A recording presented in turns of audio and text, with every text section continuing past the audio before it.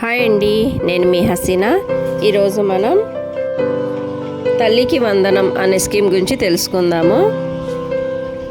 బడికి వెళ్ళే పిల్లలందరికీ ఈ స్కీమ్ అయితే వర్తిస్తుంది. త్వరలోనే రాష్ట్ర ప్రభుత్వం అమలు చేయాలని నిర్ణయం అయితే తీసుకుంది. కుటుంబంలో చదువుకునే పిల్లలందరికీ ఈ స్కీమ్ అయితే వర్తిస్తుంది.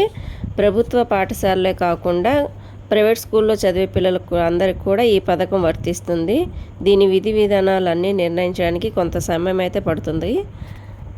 ప్రతి విద్యార్థికి 15,000 రూపాయలు తగ్గకుండా ఈ పథకాన్ని అయితే అమలు చేస్తున్నారు.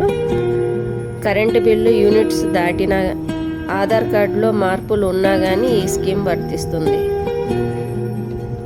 తల్లికి వందనం అనేది పిల్లల హాజరు 75% ఉండాలి మరియు తెల్ల రేషన్ కలిగి ఉండాలి. కావున త్వరలో అమలు చేయబోయే మన రాష్ట్ర ప్రభుత్వం తల్లికి వందనం అనే స్కీమ్ని అర్హులైన వాళ్ళందరూ అప్లై చేసుకోండి.